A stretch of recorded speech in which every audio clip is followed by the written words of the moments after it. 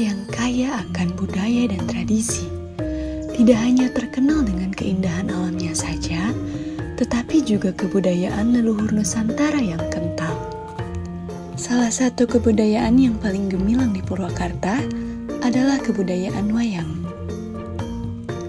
Galeri Wayang Purwakarta terletak di alun-alun Purwakarta, Jalan Gandanegara, Nagari Kidul, Kabupaten Purwakarta, merupakan wujud nyata upaya pelestarian budaya wayang. Galeri ini menampilkan berbagai jenis wayang Nusantara, dimulai dari wayang Betawi, wayang cepak, wayang kelitik Surabaya, hingga wayang langka yang terbuat dari rumput yang dianyam yang disebut wayang suket. Galeri ini juga memiliki berbagai koleksi wayang seperti wayang golek, wayang kulit, dan wayang santri. Selain itu, galeri ini juga menampilkan relief 3 dimensi yang menceritakan kisah cinta Rama dan Sinta, serta kisah Mahabharata. Dalam galeri ini pula, terdapat pohon hayat yang dihiasi dengan akar dan cabang, serta 70 topeng karakter wayang yang menempel pada batangnya. Menunjukkan simbol keberagaman karakter wayang dan filosofi kasta, di mana semakin tinggi derajatnya, maka semakin tinggi pula statusnya. Pohon ini juga mencerminkan keseimbangan yang penting untuk keharmonisan manusia dan alam dalam kehidupan kita. Galeri Wayang Purwakarta menggali kebijaksanaan melalui cerita wayang yang tak hanya menarik, tetapi juga mendidik. Kedamaian batin tercermin dalam karakter-karakter wayang, memperlihatkan keberagaman, kekuatan, dan kesadaran manusia. 4 kebenaran mulia sebagai pilar emosi positif dijelaskan melalui cerita wayang. Membimbing perilaku dan kesadaran individu, Galeri Wayang Purwakarta menjadi jendela kekayaan budaya dan tradisi lokal, memikat pengunjung dengan pengalaman spiritual yang mendalam. Galeri Wayang Purwakarta menawarkan pengalaman unik dengan koleksi wayang dari berbagai daerah di Indonesia. Pengunjung dapat melihat, menyentuh, bahkan memainkan wayang secara langsung. Melalui kegiatan interaksi secara langsung, galeri ini menciptakan keterlibatan yang membuat seni wayang tetap relevan dalam kehidupan sehari-hari.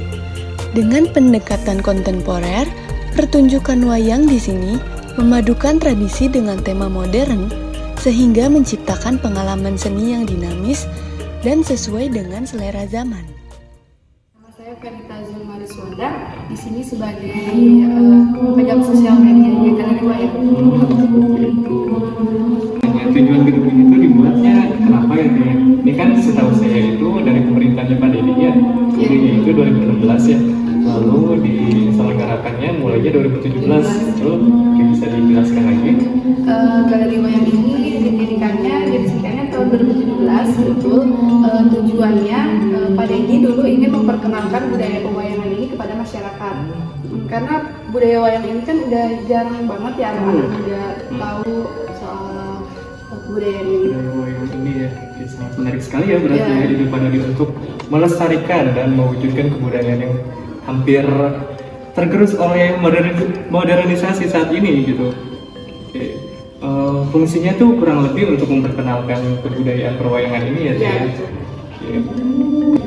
Kenapa harus wayang gitu yang dipilihnya dari Pak Dedi? Karena Pak Dedi sangat ini dengan wayang. Jadi ini sebagai perwujudan hidup beliau ya, diwujudkannya galeri wayang. Beliau sangat suka wayang. Betul. Sangat. Ini juga terlihat dari perwujudannya. Jadinya ini galeri wayang ini sangat luar biasa sekali gitu, bahkan sudah jarang ditemui gitu ya di beberapa kota. Perubahan dan perkembangan galeri wayang hingga seperti saat ini merupakan sebuah ide perwujudan kebudayaan Kang Deddy Mulyadi pada tahun 2017 yang masih eksis sampai saat ini. Meskipun menunjukkan penurunan pengunjung dari tahun ke tahun, terutama setelah ditutup selama 2 tahun akibat pandemi COVID-19, galeri ini tetap merupakan titik penting dalam perwujudan kebudayaan.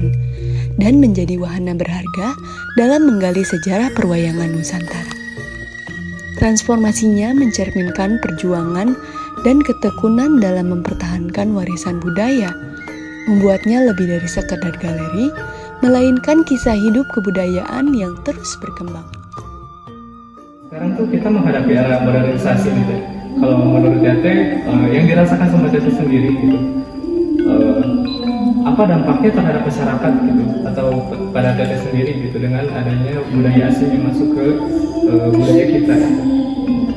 Dampak dari budaya asing, jadinya masyarakat pun sekarang tuh udah mulai jarang untuk mencari tahu tentang kebudayaan kita sendiri. Kayak galeri wayang ini juga pun pengunjungnya udah nggak terlalu banyak sebenarnya. Oh gitu. Kalau diperkirakan di setiap 1 bulan ini pengunjungnya itu berapa ya gitu kira-kira itu? Yang udah kurang dari 50, itu masih banyak. Oh, awal-awal juga ya. Kalau sebelum pandemi, nah ini tuh efek dari pandemi juga sebenarnya. Luar biasa ya efeknya ya. Galeri Wayang Purwakarta bukan hanya sekedar destinasi edukasi, melainkan panggung di mana perkembangan sosial dan psikologis berlangsung secara harmonis. Pekerja dan pengunjung tidak hanya mengeksplorasi kebudayaan, tetapi juga menjalin ikatan emosional yang memperkaya cinta mereka terhadap warisan budaya. Apa yang dirasakan sama Teteh gitu ketika berada atau bekerja di sini gitu? Ini kan sepertinya lingkungan kerjanya juga sangat positif sekali ya. Dengan adanya ruang lingkup kerja outdoornya juga sangat menarik. Di dalamnya juga merupakan sebuah sejarah semua gitu ya Teh. Boleh dijelaskan tuh? Untuk saya pribadi sangat, pertama saya juga nggak tahu soal pewayangan kebetulan, jadi ketika masuk sini jadi tahu tentang sejarah, tentang ilmu pewayangan itu sendiri, dan menarik sih. Luar biasa ya, efek yang diterima oleh Tetehnya itu ya. Dampaknya kalau boleh tahu ya, sekarang kan dengan dibukanya galeri wayang berarti adanya masyarakat yang berdatangan ke sini gitu untuk melihat museum ini tersendiri gitu.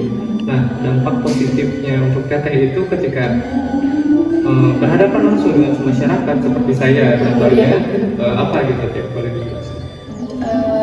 Dampaknya, kebetulan saya juga dulu bukan orang yang suka Berbicara. Iya, betul, di sini jadi dituntut untuk berinteraksi sama banyak orang. Walaupun bukan gay, tapi kita di sini dituntut untuk bisa semuanya. Terutama mengerti dengan kebudayaan Purwakarta ini ya Teh. Galeri Wayang Purwakarta merupakan tempat di mana Anda bukan hanya sekedar melihat pahatan-pahatan indah, namun juga menikmati kisah petualangan kehidupan yang penuh makna.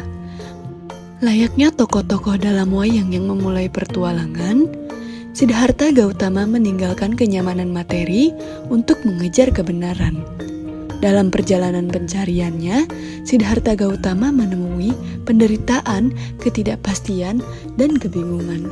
Namun, dari setiap bayangan gelap, muncullah sinar kebijaksanaan. Momen pencerahan di bawah pohon Bodhi menjadi puncak perjalanan Siddhartha Gautama, di mana ia menyadari bahwa hidup ini ibarat siklus permainan wayang yang tak pernah berakhir.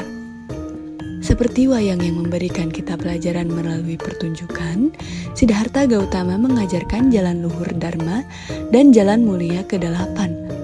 Melalui senandung wayang ini, kita diingatkan untuk menghadapi perjuangan kita dengan penuh kebijaksanaan dan ketenangan hati. Mari kita petik hikmah dari perjalanan Siddhartha Gautama dan menjadikannya penerus cahaya kebijaksanaan bagi generasi mendatang.